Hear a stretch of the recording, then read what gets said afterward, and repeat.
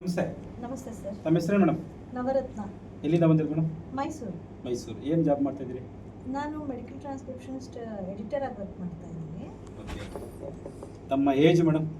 50. Madam ನಾನು ನಿಮಗೆ ಈ ಬಯೋಟನ್ ಪ್ರಾಡಕ್ಟ್ ಕೊಟ್ಟಿದ್ದೆ Yes. ಅಲ್ಲ ಮೇಡಮ್? ನಿಮಗೆ ರೆಫರ್ ಮಾಡಿದವ್ರು ಹೇಳಿ, ಆಮೇಲೆ ಹೇಳ್ತೀನಿ. ನಿಮ್ಗೆ ರೆಫರ್ ಮಾಡಿದೆ ಮೇಡಮ್? ನನಗೆ ಈ ಭಾಗ್ಯಲಕ್ಷ್ಮಿ ಅಂತ ನನ್ನ ಕ್ಲೋಸ್ ಫ್ರೆಂಡ್, ಹಾಂ ಅವರು ರೆಫರ್ ಮಾಡಿ. ಆ್ಯಕ್ಚುಲಿ ಅವರು ಸ್ಟೇಟಸಲ್ಲಿ ಆಗ್ತಾ ಇದ್ರು. ಹಾಂ. ಸೊ ಅದನ್ನ ನೋಡಿ ಕ್ಯೂರಿಯಾಸಿಟಿ ಆಯಿತು, ಏನು ಇದು ಹೆಲ್ತ್ ಬಗ್ಗೆ ಏನೋ ಇನ್ಫಾರ್ಮೇಷನ್ಸ್ ಆಗ್ತಾನೆ ಇರ್ತಾರಲ್ಲ ಅಂತ ಹೇಳಿ ಅವ್ರನ್ನ ಎನ್ಕ್ವೈರ್ ಮಾಡಿದಾಗ ಹೀಗೆ ಹೆಲ್ತ್ ಬೆನಿಫಿಟ್ಸ್ ಇದೆ ಅಂತ ಹೇಳಿದ್ರು. ಓಕೆ, ಅದು ನನಗೂ ಶುಗರ್ಗಿದೆ.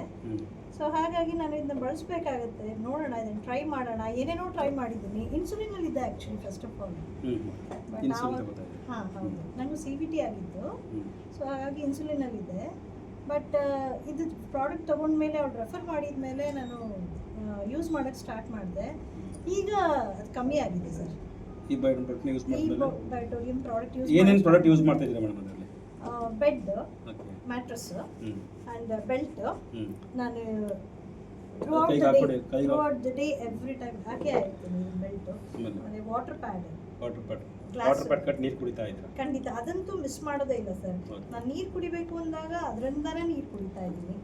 ಸೊ ಈಗ ಬೇರೆಯವ್ರಿಗೂ ರೆಫರ್ ಮಾಡ್ಬೋದಲ್ಲ ಮೇಡಮ್ ಇದನ್ನ? ಖಂಡಿತ ರೆಫರ್ ಮಾಡ್ಬೋದು. ಆ್ಯಂಡ್ ಒನ್ ಮೋರ್ ಥಿಂಗ್ ಏನು ಹೇಳೋಕ್ಕೆ ಇಷ್ಟಪಡ್ತೀನಿ ಅಂದರೆ, ನನಗೆ ಈಗ ಒಂದು ವಾರದಲ್ಲಿ ಒಂದು ಏನು ಬೈ ಆಕ್ಸಿಡೆಂಟ್ ನಾನು ಸ್ವಲ್ಪ ಬಿದ್ದು ಮಂಡಿ, ಕಾಲು, ಕೈ ಎಲ್ಲ, ಮೊಣಕೈ ಎಲ್ಲ ಬಿದ್ದು ತರ್ಚ್ಕೊಂಡಿತ್ತು. ಬಟ್ ನಾನು ಅದಕ್ಕೆ ಯಾವುದೋ ಒಂದು ಆಯಿಂಟ್ಮೆಂಟ್ ಆಗಲಿ ಒಂದು ಟ್ಯಾಬ್ಲೆಟ್ ಆಗಲಿ ನಾನು ಯೂಸ್ ಮಾಡಲೇ ಇಲ್ಲ. ಅವರು ಒಂದು ಬೆಲ್ಟ್ ಕೊಟ್ಟಿದ್ದಾರಲ್ಲ, ಆ ಬೆಲ್ಟನ್ನು ಟೈ ಮಾಡಿಕೊಂಡು ನಾನು ಕಂಟಿನ್ಯೂಸ್ ಆಗಿ ಥ್ರೂಔಟ್ ದ 24 hours ಕೂಡ ನಾನು ಯೂಸ್ ಮಾಡಿದೆ.